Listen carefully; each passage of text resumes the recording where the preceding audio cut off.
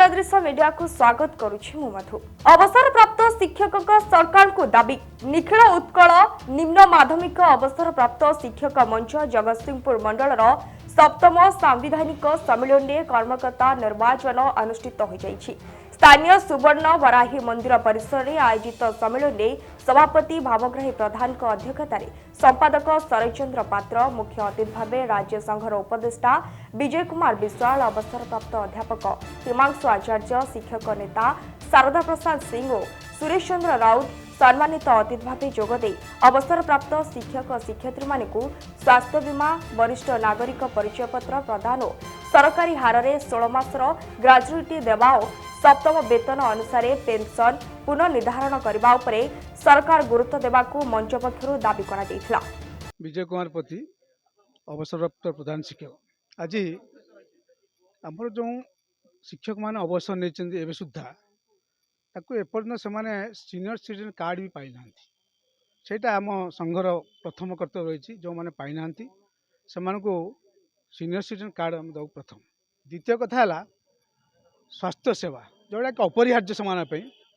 आम संघ स्थिर कर आम शिक्षक भाई माने मिलित भाव भेटे घरे सुख असुविधा कौन से विषय जानले आम साहाय्य सहानुभूति कर द्वितीय कथा। तृतीय कथा है समस्ते आम पारिवार जमी आगु शिक्षकता जीवन भितर आम कार्य करूँ एवं चाहूँ ये संघ मध्यम अवसर संघ मध्यम समस्त को एमती बैठक डाकी गोटे गेट टुगेदर के समस्त हस फुटिया है ये संविधान का आज मुख्य कथा। मु विजय कुमार विश्वाल जगतसिंहपुर निम्न माध्यमिक अवसर प्राप्त शिक्षक मंचर जने साधारण सभ्य एवं राज्य निम्न माध्यमिक अवसर प्राप्त शिक्षक संघ करेन्ट संघ एवं अवसर संघर उपदेष्टा रही लक्ष्य आमर मुख्य लक्ष्य रोचे जे जगतसिंहपुर ब्लॉकर शिक्षक शिक्षयित्री भाई मानू एकजुट करी ये बयस आमे केमिति तांको दुख सुख रे भागीदार हो पारिबु एवं कहार कौन असुविधा सुविधा रोचे आमे सेगुड़िक घर को जाई बुझी जे तांको दुख रे आमे भागीदार हबु एवं तांको आश्वासना देबु तांको मुहरे हस फुटेबु एवं आमर जो दाबी सब रही जहाँ पाइबा फाइनान्शियल बेनिफिट सेगुड़िक राज्य संघ आमर विभिन्न हाईकोर्ट सुप्रीमकोर्ट जरिया सरकार दृष्टि आकर्षण कर चली आमर तांको प्रति समर्थन रही। मुख्य कथा होची आमे आमर शिक्षक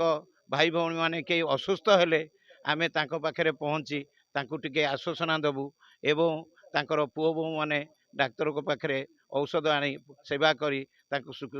सुस्थ करिवे किंतु आमे तांको दुखरे भागीदार हबु या होची आमर एकांत काम्य। निम्न माध्यमिक अवसर प्राप्त शिक्षक मंचर जगतसिंहपुर मंडलर सांविधानिक सम्मिलनी ये स्थानीय सुवर्ण बराही मंदिर परिसर रे अनुष्ठित होउची। ये सम्मिलन मुख्य उद्देश्य है अवसर नहीं शिक्षक शिक्षयित्री भाई भौणी माने अवसर परे तांकर जीवन केमिति कटाउचंती सेमानंक सुख दुख सहित सामिल हवा यह हूँ यही सम्मिलन मुख्य उद्देश्य। एसत इठी चलित वर्ष पाई जो सांविधानिक सम्मिलन आमर नूतन कर्मकर्ता माने निर्वाचित हेबे अवसर परे भी शिक्षक मानकर समस्या सबु समाधान हो पारिनी तेणु शिक्षक मानकर समस्या को सरकार आगे